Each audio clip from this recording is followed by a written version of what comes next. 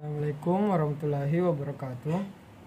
Perkenalkan, saya Muhammad Adam Malik dari Prodi Perdagangan Internasional.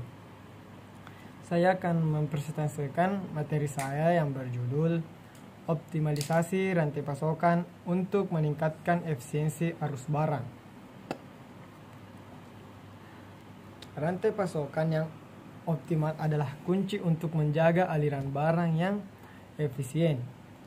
Dengan menganalisis kondisi saat ini, mengidentifikasi titik kritis, dan menerapkan strategi yang tepat, perusahaan dapat meningkatkan daya saing dan menjaga kepuasan pelanggan. Selanjutnya, analisis kondisi rantai pasokan saat ini, yaitu ada 3. Yang pertama, kendala utama. Identifikasi masalah-masalah utama dalam rantai pasokan seperti keterlambatan pengiriman, gangguan stok, dan komunikasi yang tidak efektif. Yang kedua, titik kekuatan. Temukan area-area yang dapat ditingkatkan seperti proses pengadaan, manajemen transportasi, dan kolaborasi dengan mitra.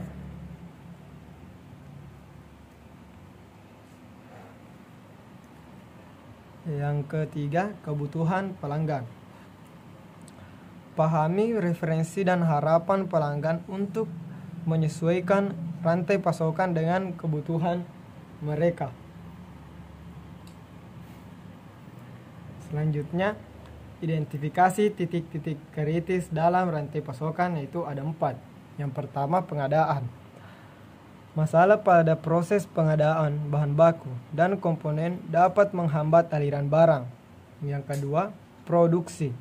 Kendala pada kapasitas produksi, jadwal dan pengendalian kualitas dapat menyebabkan keterlambatan.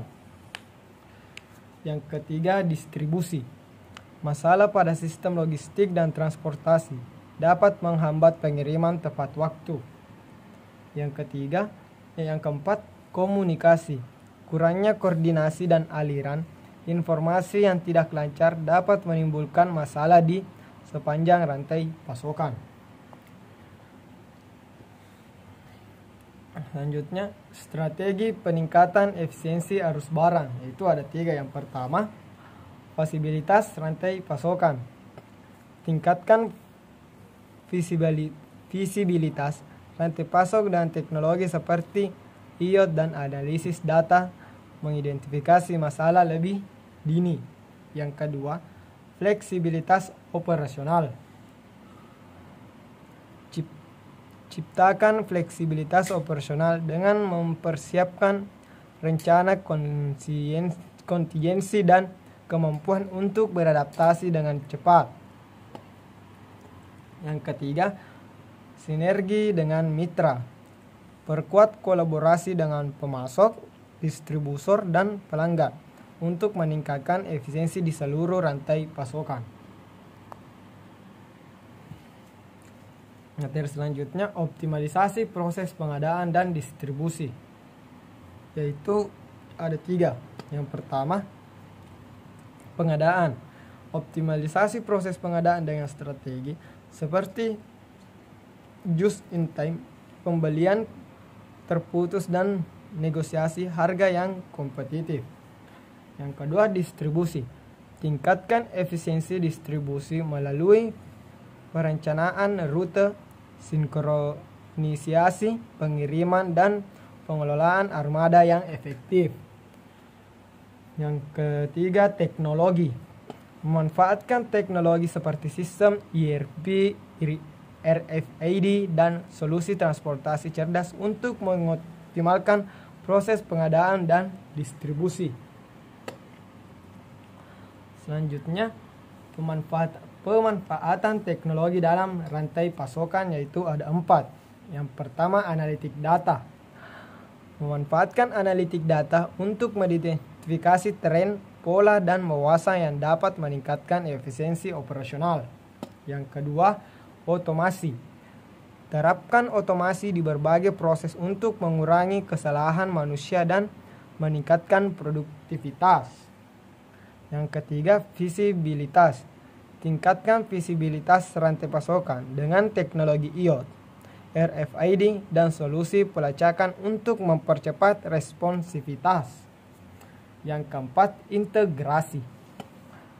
Integrasi sistem dan platform untuk memastikan aliran informasi yang lancar di sepanjang rantai pasokan. Selanjutnya, manajemen persediaan yang efektif. Pertama, ada pun metode dan keuntungan dan tantangannya. Pada just in time, yaitu keuntungannya meminimalkan biaya penyimpanan dan risiko keusangan. Sedangkan tantangan membutuhkan koordinasi yang ketat dengan pemasok. Adapun pengendalian persediaan berbasis permintaan. Keuntungannya yaitu menyesuaikan stok sesuai dengan fluktuasi permintaan. Sedangkan tantangannya membutuhkan sistem informasi yang andal. Selanjutnya ada metode manajemen persediaan kolaboratif. Keuntungannya yaitu mengoptimalkan persediaan di seluruh rantai pasokan. Sedangkan tantangannya memerlukan tingkat kepercayaan dan transparansi yang tinggi. Materi selanjutnya, kolaborasi dengan mitra rantai pasokan, yaitu ada 3. Yang pertama, pemasok. Jalan kolaborasi erat dengan pemasok untuk menjamin pasokan bahan baku yang andal. Yang kedua, distributor.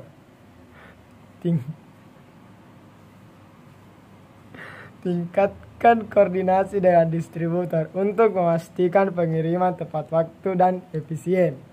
Pelanggan. Bangun komunikasi yang baik dengan pelanggan untuk memahami kebutuhan dan meningkatkan kepuasan. Materi selanjutnya, pengukuran dan evaluasi kinerja rantai pasokan, yaitu ada 3. Yang pertama, indikator kinerja utama.